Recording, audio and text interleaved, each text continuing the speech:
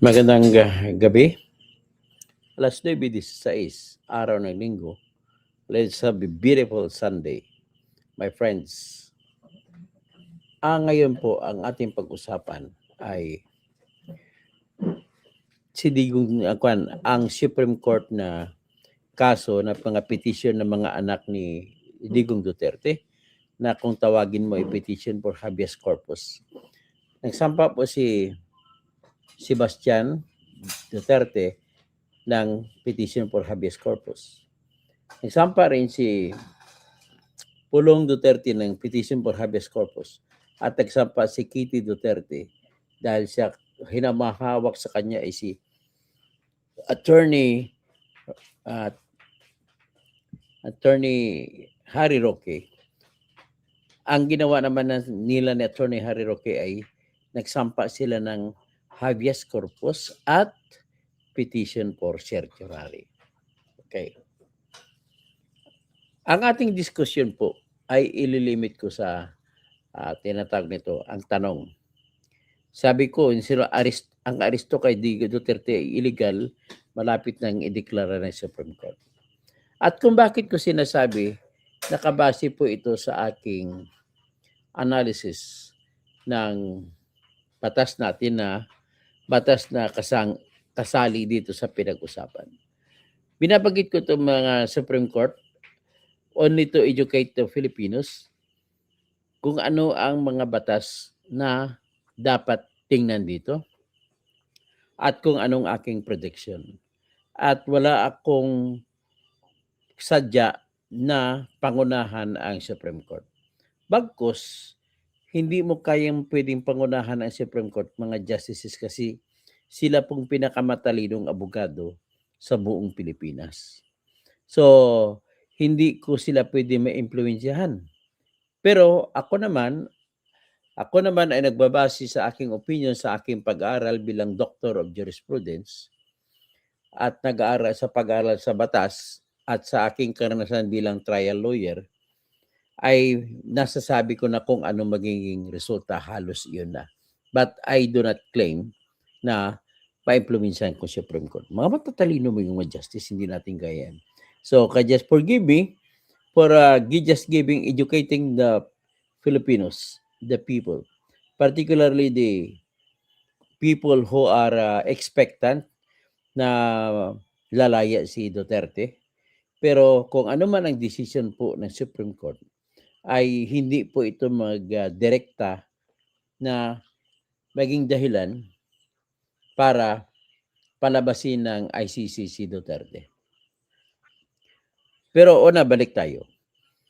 Nais kong malaman ninyo, ano ba talaga ang petition for the writ of habeas corpus?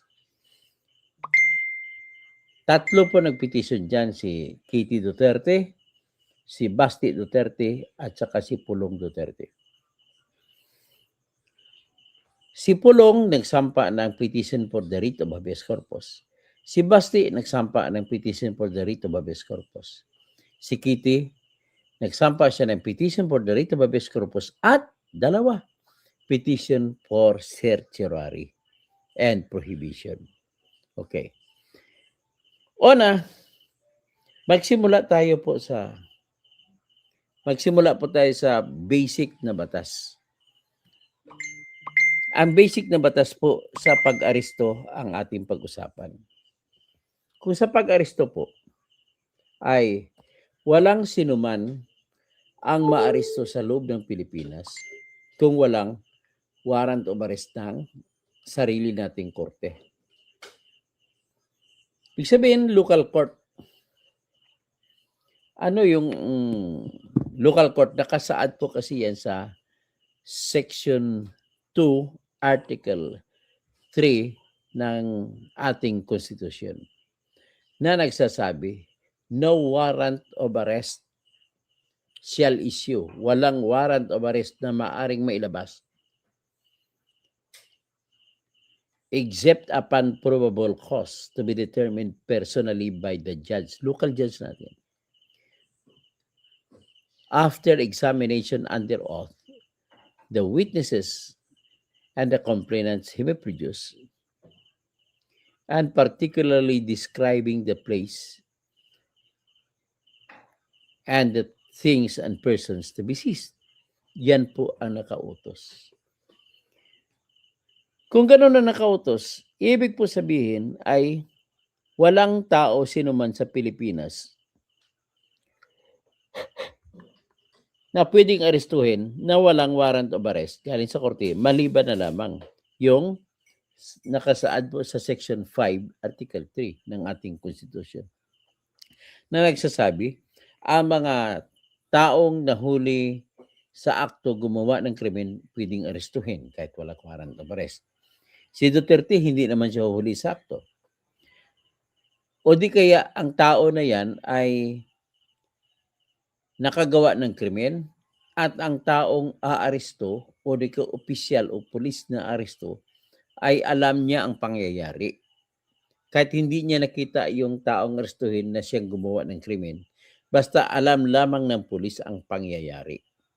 At sa kanyang patas na pagtingin sa pangyayari ay walang ibang sinuman ang gumawa ng krimen, kundi yung taong aarestuhin niya. Naintindihan niyo ba ako? Napakasimple ng paliwanag ko, no? Pero napaka-komplikado ko sa English. So, yan ang pangalawa. Yung pangatlo na rason na pwede kang umaresto na walang warrant of arrest ay yung pag makita ng pulis ang sinumang tao na tumatakbo, oy, may warrant, may nakakulong ka, bakit ka nakalabas? Yung mga umiskapo sa mga kulungan. Yan ang mga pwedeng arestuhin. Okay? So, having said that, si Digong Duterte po ay hindi man siya umiskapo sa kulungan. Si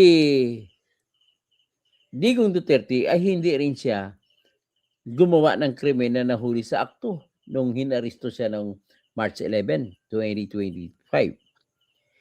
Hindi rin siya gumawa ng krimen na sasabihin ni Torre na alam niyang pangyayari at wala siyang ibang masasabi kundi si Duterte ang gumawa ng krimen. At hindi nag-apply si Duterte dyan sa sitwasyon yan. Bakit? Kasi wala nang krimen nangyari sa panahon na yun. So dito na tayo ngayon papasok. Basic is the law. Basic po, kahit sino man sa mga Pilipino, hindi Pilipino, basta na andito sa Pilipinas, hindi po kayo pwedeng arestuhin kung walang warrant of arrest na pinalabas ng ating judge. Ngayon, before proceeding, nais kong idiin. Sa gitna ng international law at ng ating konstitusyon, mas mataas ang ating konstitusyon, mas mabigat. Kung magkakontra-kontra ang international law at ang ating konstitusyon, ang konstitusyon natin ang mananaig. Ang international law, makonsidera lamang na batas sa Pilipinas kung ang Pilipinas ay pumirma sa international law na yan bilang kasapi siya sa treaty. Kung pumirma. Kung hindi pumirma, hindi siya pwedeng i-considera na batas sa Pilipinas. Pero kung pumirma ang Pilipinas, makonsidera siya na batas sa Pilipinas. So ngayon, pag-usapan natin direkta na. ICC na batas. Pinalabasan siya ng warrant of arrest ng ICC. Base sa application ng Office of the Prosecutor ng ICC. Na sinasabi nila na dapat arestuhin kasi malamang ay siya ang gumawa ng krimen, ng crime against humanity. Yan naman po ay proseso ng International Criminal Court. At dahil hindi na tayo member, ay hindi na tayo pwede sumunod sa kanila. In fact, yung sasagot ng Office of the Solicitor General natin, sa ginawang sagot ni Darlene Berberabi na asawa dati ng nasira na si Samboy Lim, sabi niya, wala ng jurisdiction ang ICC sa Pilipinas. Kaya lang tahasang sinabi yan ng Office of the Solicitor General para i-depensa nila yung pag-aresto ni Digong Duterte na hindi na dapat dumaan sa local court. Okay? Inargumento niya ni Darlene Berberabi na wala ng jurisdiction ang ICC sa Pilipinas para masilbisyuhan ang kanilang gusto na hindi na pwedeng gamitin ang batas ng Rome Statute sa kung ano ang pamamaraan ng gagawin na susundin sa pag-aresto kay Duterte. Di ba? Pero nakakatawa. Hindi ayaw nila i-apply ang Article 59 ng Rome Statute. Ano yung Article 59 ng Rome Statute? Nag-uutos po kasi ang Article 59 ng Rome Statute na kung mahuli si Duterte o sinumang mga tao na pinapaaresto ng ICC ay dapat idaan muna sa lokal na korte kung saan man naaresto ang taong pinapaaresto ng International Criminal Court.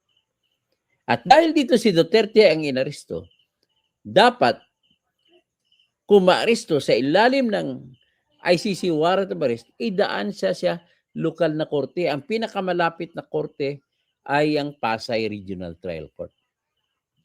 Pero hindi nila ginawa. Ang rason nila, ni Darlene Berberabi, sinunod yung rason nila ni Remulla, ni John Vic, sinunod nilang rason ni Boying Remulla, na nagmamagaling kunwari na magaling sa batas. Sinunod nila ang rason ng Department of Justice din, no? Sa ngayon. At sinunod nila ang rason ni Marcos Lacanilao at sa mga pulis na si Nicolas Torre at si Romel Marbil na siyang PNP chief dati. At yung rason ni Gibo Teodoro na secretary ng National Defense, si Eduardo Anyo na siyang secretary ng National Security Advisor siya, NSA, at si Bongbong Marcos, si Marcos Lacanilao. So sabi nila, hindi na po kasapi ang Pilipinas ng ICC. Kaya hindi pwedeng gamitin ang Rule 59, Article 59 ng ICC. Yun ang gawin. Ibig sabihin, dinesisyonan nila na hulihin si Duterte at itapon kaagad-agad sa The Hague na hindi dumaan sa korte. Ang katwiran nila, ulitin ko lang, ay dahil hindi na tayo member ng Pilipinas, wala nang jurisdiction ng ICC sa Pilipinas, kaya hindi na siya idinaan sa Article 59 ng Rome Statute o ng ICC. Nakakatawa. Bakit? Nakakatawa. Kasi sa isang banda, sa memorandum ng Office of the Solicitor General, sinunod niya yung argumento nila ni Attorney Conti, sila ni Attorney Joel Butoyan, Attorney Gabriel Andres, at ng mga abogado ng Office of the Prosecutor ng International Criminal Court, na kahit umalis ng Pilipinas, pwede pa rin magkaroon ng jurisdiction or authority ang ICC sa Pilipinas sapagkat po mayroong tinatawag sa Article 127, Paragraph 2. Tama ba yun? Tama ba yun?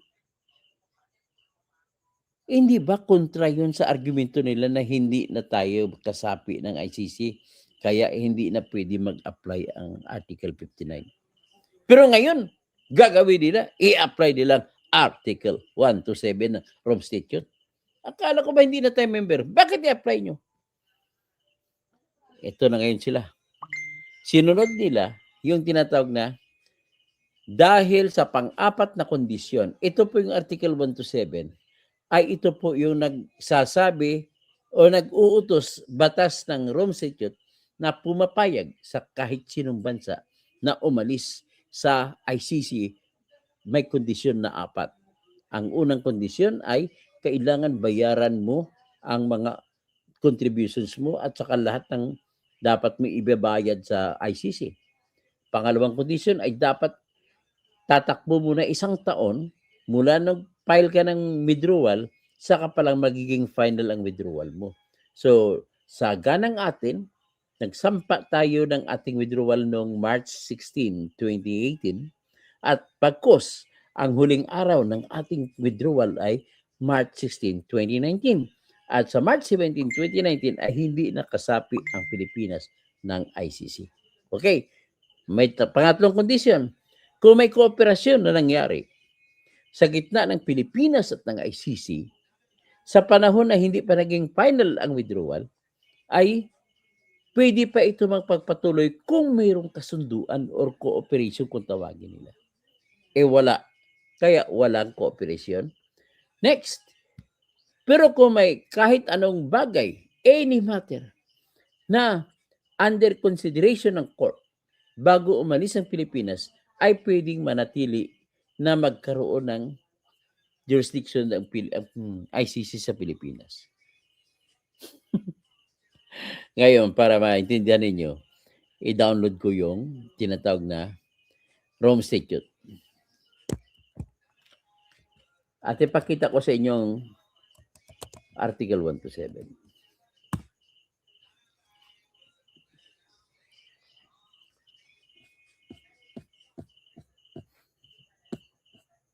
Ito.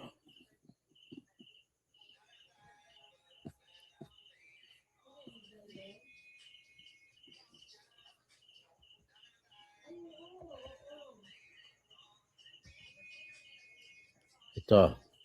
Article 1 to 7. A state party may by written notification addressed to the Secretary General of the United Nations withdraw. O yan. Pero ang withdrawal shall take effect 1 year after the date of the notification.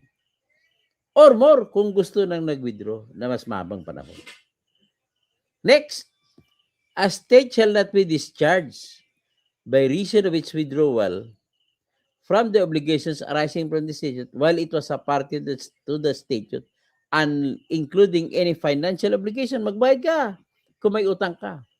Tapos, pero its withdrawal shall not affect any cooperation kung anong kasunduan with the court in connection with the criminal investigation and proceedings in relation to which the withdrawing state had a duty to cooperate. Kung may kasunduan, hindi kung walang kasunduan, walang obligasyon ang Pilipinas na magkipag-cooperate. So, ibig sabihin ng kasunduan, kailangan pinirmahan ng Pilipinas at pinirmahan din ng ICC.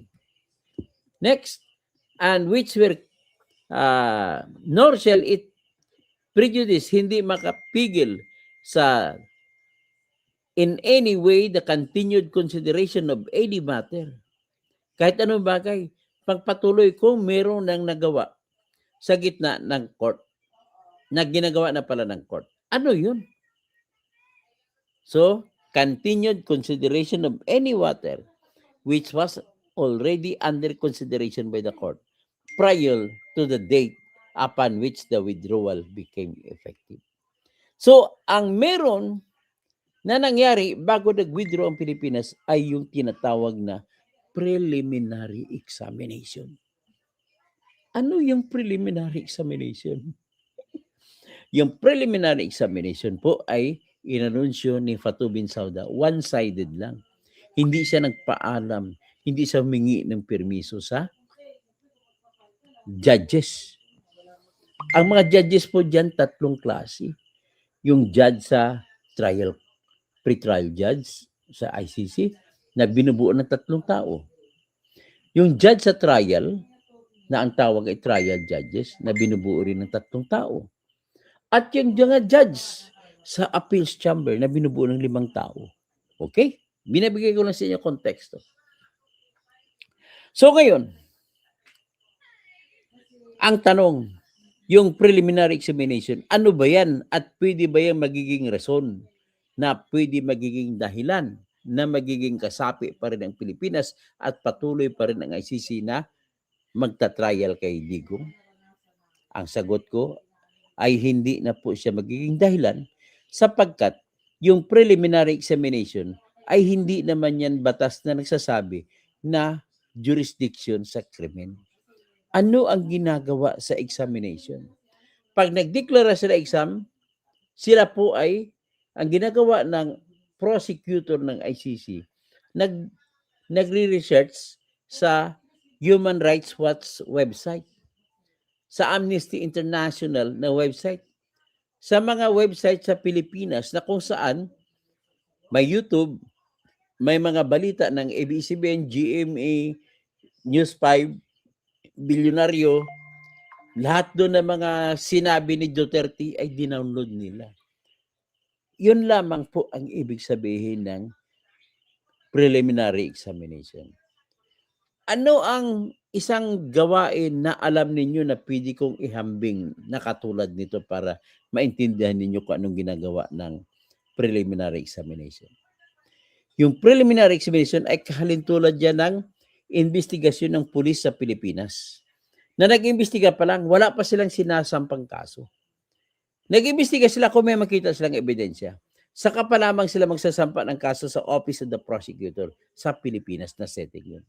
Pero sa ICC na setting, ang proseso po ay kailangan makabuo sila ng mga ebidensya at kung sapat na sa tingin nila ay mag-a-apply na ngayon, magpa-file na sila ng kaso sa ICC court, sa pre-trial chamber specifically. Magsasampa sila ng tinatawag na request for authority to investigate. And at the same time, magkaroon sila ng anong purpose ng to investigate. Ang preliminary examination kasi hindi pa certified copies ang kanilang mga papel.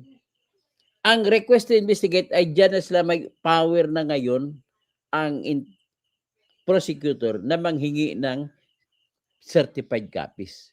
Pwede na ito makasulat kayo sa Supreme Court ng Pilipinas. Hihingi ng certified copy ng mga papel na may kinalaman sa kaso.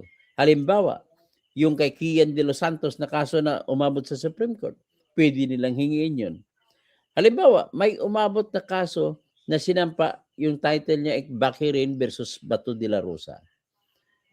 Pwede nilang hingiin ang records ng kaso na yan. At pwede rin nila hingiin ang records ng kaso ng Supreme Court na kung saan, ng Pilipinas sa Supreme Court ng Pilipinas, na kung saan sinumiti ng PIDEA at ng pulis kung gaano karami ang namatay.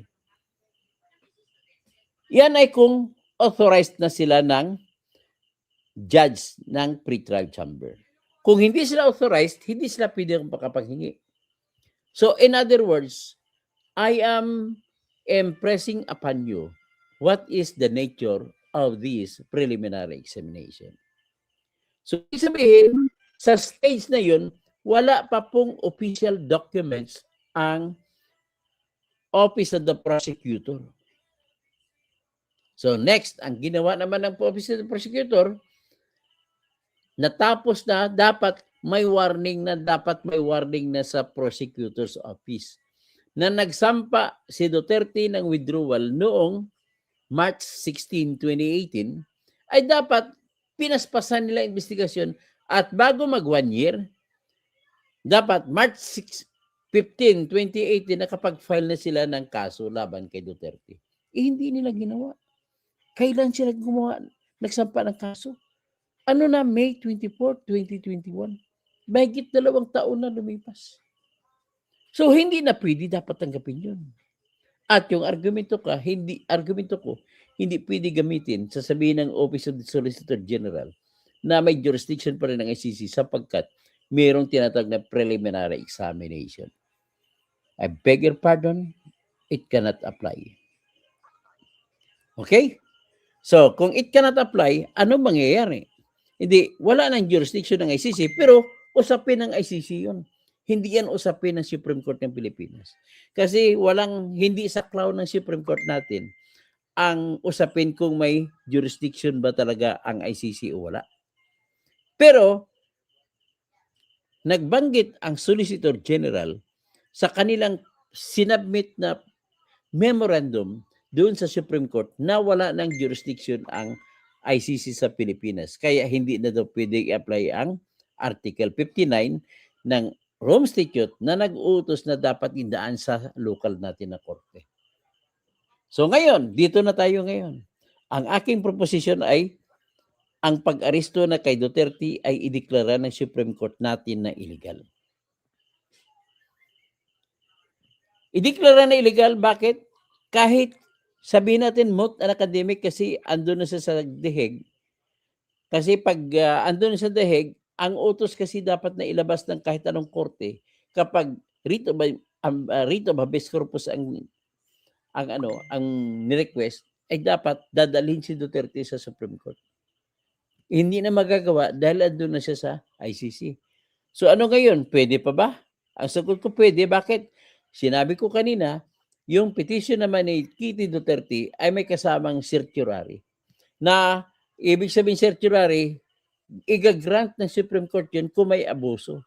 Dahil inaresto nila si Duterte na walang local authorization, walang authorization ng ating local court, meron na ngayong grave abuse of discretion. Kaya magdidesisyon na ngayon ang maobligado ang Supreme Court natin na magdeklara na illegal ang pag-aresto kay Duterte. Simple, di ba? So ngayon, ang isa pang katwiran ng Solicitor General, hindi ito illegal. Bakit? Kasi nakalagay naman sa Republic Act 9851, Section 17, na pwede namin hulihin siya at isurrender. O ngayon, para maintindihan ninyo, nais kong i-upload dito sa aking lecture room kung ano yung Republic Act 9851, particular yung Section 17. Nakita nyo ba? Yan. Yan po ang Section 17, no? Nakita nyo. Okay? Ngayon, sinasabi sa Section 17, the state shall exercise jurisdiction. Ang Pilipinas ay mag-exercise ng jurisdiction sa mga tao, kahit na military or civilian, na basta sinuspitsahan o akusado sa ng krimen na kagaya ng crime against humanity. Kung ang akusado ay Filipino citizen.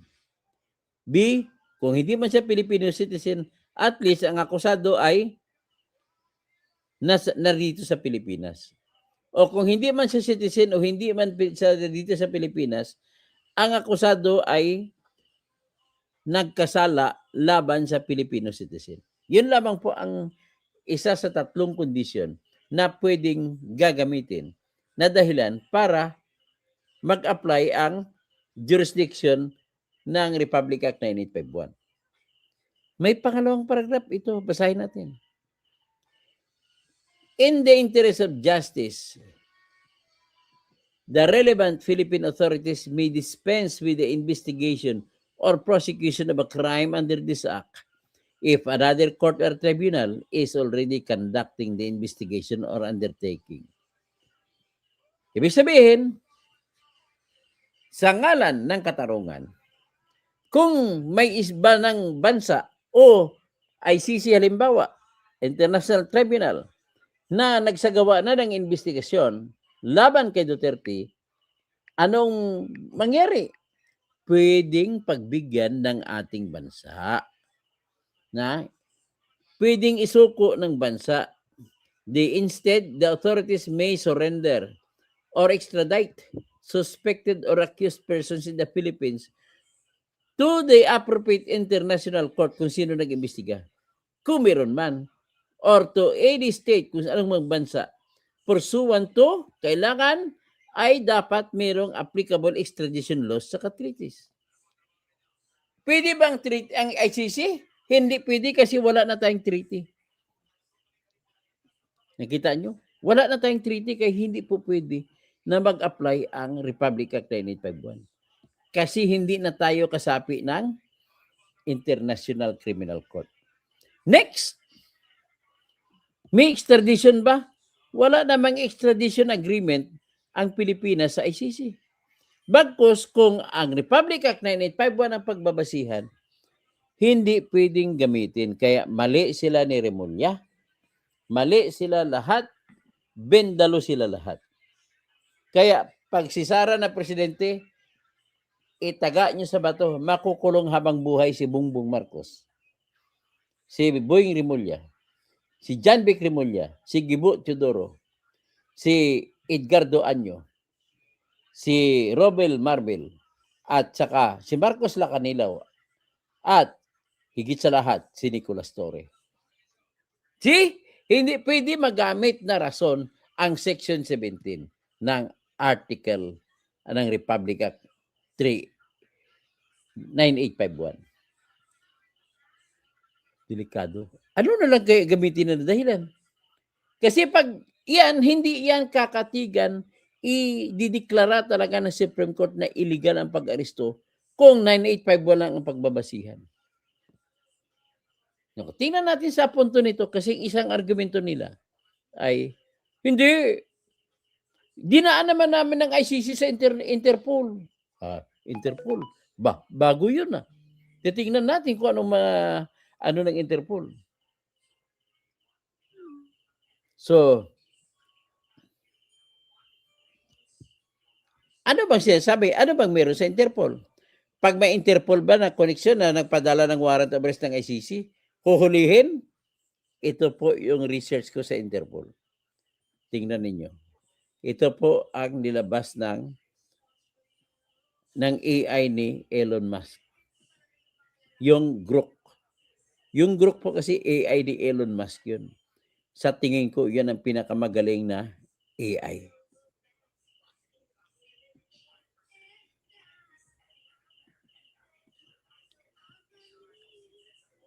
Yan, titingnan natin. Kita nyo na, yan po yung Grok.ai na AI ni Elon Musk. Sabi niya, ang tanong ko dito, does Interpol require submission to the local court of the person arrested due to its request on red notice? Ang sagot niya, no, the Interpol does not require the submission of an arrested person, in this case si Duterte, to a local court as a direct mandate from Interpol itself. Yan ang kwan kasi. Ang sagot, a red notice is an international alert. Alert lang. Issued by the Interpol at the request of a member country. Hindi naman country ang ICC. So, hindi pwede maging epektibo ang utos ng Interpol kasi ang International Criminal Court ay hindi man country. Pang-country lang Interpol. So, ibig sabihin, hindi nila pwede gamitin dahilan ang Interpol. With that, nako, ang galing pa naman ng mga Supreme Court Justice. Kasing galing ko. So, mag-decision na illegal yung pag-aresto kay Duterte. Ang Interpol ay naghingi, it asked the law enforcement worldwide to locate the person to be arrested pending extradition. Kung may extradition o surrender kung may batas. However, the Interpol is very strict in saying that red notice is not an international arrest warrant. Interpol cannot compel any country to arrest someone based on red notice. Tapos in its member country na magpapa-aresto, kailangan ay ipahandle nila sa kanilang local authority. Ito, the handling of the arrested person, including whether and when they must be brought before the local court, depends entirely on domestic laws. Ang domestic laws natin, nagre-require na kailangan idaan sa korte natin. Therefore, walang magagawa ang Supreme Court kundi ideklara na illegal talaga yung pag-aresto kay Duterte. Bravo! O yan, naintindihan nyo ba? Okay, magtatawag na lang ako.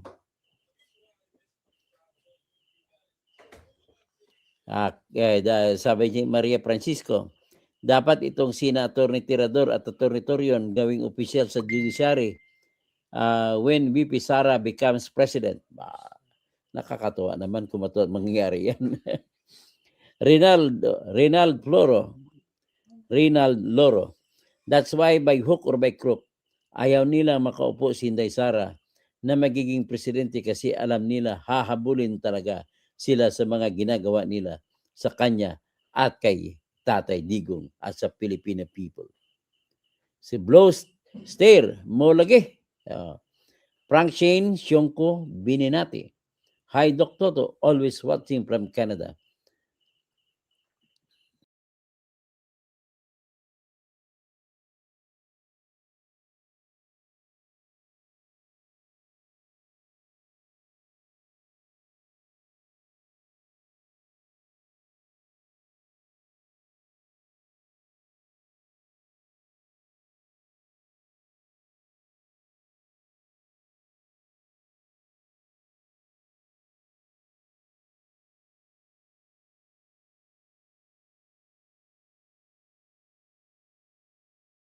Ayan, nakabalik na ako. Nawala. Pasensya na lang. So si Braveheart, nagkampihan ngayon ang adiktos at dilawan. So Mirna Galera, naimbag ng Rabim. Doktor, naimbag Rabim, kada kayo amin. Arnold, tapos Ricardo Aban, let's go, katotohanan. Ricardo Florito, gandang gabi, Doktor. Ang dami talaga naming natutunan sa iyo. Salamat sa iyo. So, Gisa Latar, good morning, Attorney Toto, at sa ating lahat. Ito si Ganda ata, ito si Gisa Latar. Ito sa Amerika ata, yung policewoman. Mario Francisco, dapat itong sina Attorney Tirador at Attorney Torion gawing official sa Judiciary ba? Maganda yan. Tapos Rinaldo Torion, that's why by hook or by crook, ayaw nilang makaupo si Inday Sara na magiging presidente kasi alam nila hahabulin talaga sila sa mga ginagawa nila sa kanya at kay Digong at sa Filipino people. Roadstar, mo lagi. Frank Shen Sionko Beninati. Ay Dr. always watching from Canada. Philippines is the country where the appointed government officials always bend the law. Palitan ng lahat na yan. Diogenes Baracamo. Sabi ni Edwin Tulpo, sometime bend the law. Kung si Sara President, apply niya sa mga magnanakaw. Virgie Piquero, may adictos nakapasok. Sir, troll, sino ba? Totis Turalde, kaya pala na-disbarred ka noon kinakastigo mo ang Duterte. Ay, sige. Ano na lang ito? Ban the user. Yan nga. Tapos, beautiful earth. Mabuti na lang at maraming abogado gaya nyo na nagpapaliwanag kung anong tama. Or else, akala ng mga ordinaryong tao okay na ang ginawa nilang pag-aresto kay Duterte, kay FPRRD. Fernando Jr. Good evening, Dr. Toto. Good evening din po. Virgie Piquero, dami na talaga bangag sa gobyernong ito. Follow the leader, bend the law. Helen Eco, okay. Harty Besislao Moises. Rodi Ravi Pastor, Dr. Kausing, you are always in my prayers, 24/7 and whole family. Salamat po. Joseph Franz Guzman, Ginoong Berteni, Catalunya Kausing. Notify, tanging panahon na lamang po marahil ang makapagsasabi kung makabalik pa sa atin. Makakabalik po yan. Maniwala kayo sa akin. Because the law is on our side. Bakit tayo matatakot?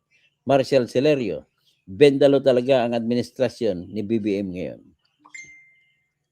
Sino pa? Si Ontor Hidge, guilty po sa conspiracy connect sa government affairs sa kidnapping Senyor Rodrigo Duterte et al. People of the Philippines. Tapos si Joseph Franz Guzman, Ginoong Bertini Kausing, pagdakip po kay Tatay Rodrigo Duterte na dating Pangulo ng Republika ng Pilipinas ay labag na sa ating saligang batas. Subalit ganun pa naman ay nahatid ang nasasakdal sa pandigdigang hukuman. Besides, constitutional law, hindi mo pwede na masapawan ang constitutional law. Constitution yan eh. Tapos nakalagay pa sa section 14, paragraph 1, article 3, no person shall be held to answer for any criminal offense without due process of law. So ngayon, hinold nila to answer for criminal offense si Duterte, walang process ng batas natin. Kaya mamroblema sila. Kay Andre Gueco, watching from Singapore, Maya Pabengi, sa mga kabalen ko, Liro Lirog na pool. Bendalo, alam nila, sir. Dr. Toto, I digested your commentaries today. Wala akong masabi, napakalinaw, mag-analyze mo, expertly done, unspoken, GP ahead, Doc. Toto, galing mo. Salamat po, Maria Francisco. Fe Bagyo, maraming salamat sa good news nyo, Dr. Toto. K3R, imbestigahan daw ni Remulla ang 15 na judge sa EC dahil sa pagbasura sa impeachment ni BP Sara. Dina Kapante, Toto, any update sa kulungan ni Bangag? Ay, malapit-lapit na yan. Ben Bernardita de las Alas. Kita niyo may colostomy siya, bag. Diyan na lumalabas ang impact niya sa bag. Delikado na yan. Bergie Piquero, February 8, 2026. Bernard dito de las Alas. So, nakatawag ko na kanina. Efren Guheldi. Good evening po. Gilbert Labrador. Oh, magandang gabi po, Gilbert. Galaxy, mahilig po sila, sir, sa Bendalo. Raul de Leon, yung Duterte mo makauwi tapos pagsabihin ang 30 years. Walang basihan yung pinagsasabi mo. Magkanila tayo, base natin ang batas. Ronald Dustanyas, sila na po, Attorney Toto, ang batas. Wala nang batas pagkalaban nila. Galaxy, Maya Pabingi po, Toto. Bergie Piquero, Celso Atiliano, ang nyo palibanag punto por punto. Thank you, sir. Lourdes Ingala, good evening. Katotohanan, God bless. Salamat po, Ma'am Lourdes. Emmanuel Villanueva, ipalit na lang sila. But, Bungo kay Digong sa ICC. Special case kay Digong dahil sa EJK, etc. crimes against humanity during the years that PH was still an active member of the ICC, and there's always the signal of the present government. Okay, Gregorio Babaran, magkagulo-gulo na ang interpretasyon, karapatan mo at opinion yan dati kong idol na attorney. Dati mo pala kong idol. Okay lang. Nakinig ka naman, okay lang. Ricardo Caberti, more power, Sir Toto. Kemil Bascol, hoping God will make a way. Raul de Leon, yung paliwanag, maliwanag. Paliwanag na kulto. Ganun ba? Sana mapalaya na si Iperardi. Greg Babaran, Marilo Lapos, good evening po. Aubrey James, sana nakagawas na si Tatay Diggs. Loreto Silion. Tapos, yan lang ha. At sino pang iba? Den of Thieves, Estong. Nakakatakot na sila sarili nilang multo. Estong gusto nila makipagpatayan sa WPS na walang titulo dahil sa sovereign rights lamang. Tama ka. Arnel, Atty. Toto, posible ba ang tandem na Sara Duterte at Rolando Marcolita? Posible. Brian Rodriguez, good evening, Atty. Toto. Natsimpuhan din kita sa live. Ingat lagi, Sir Toto, dapat mag-senador ka, mas marami ka pang matutulungan kapag nag-senador ka. Salamat po. Virginia Selsky, Rodi Rabi, daming bubutad na butante kasi tapos Ontarhi, ICC 100% Bindalo. Okay? Sino pa? Den of Thieves, iba talaga ang admin ng mga adik kasi lahat Bindalo. Lalo na si Ombudsman Bindalo. So, good evening, sir. Sabi naman ni Mimi Authority. Magandang gabi po. Diyan na lang tayo, ha? So, I just want to say na nung hinuli nila si Duterte, dati ayaw ko kay Kwan, gusto ko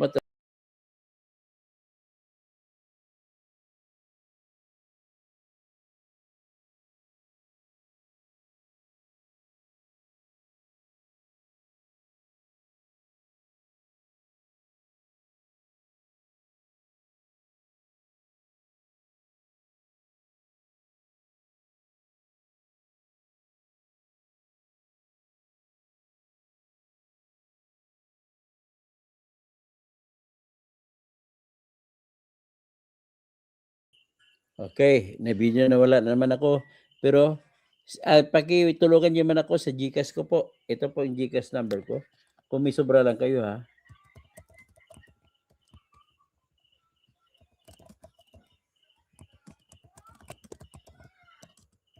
Please help me. Financially hard up po ako ngayon.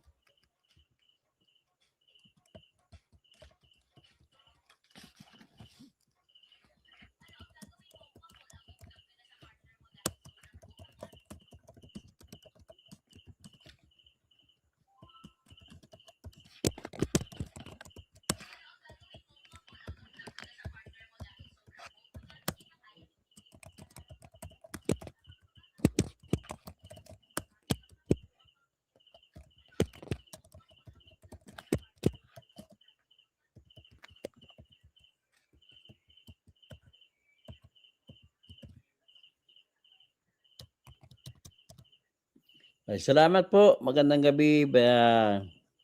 Yan po ang aking number. Kung sana matulungan niyo ako. At please, mag-join kayo sa channel ko. At may nalagay na po ako na i-upload ng mga lecture sa batas.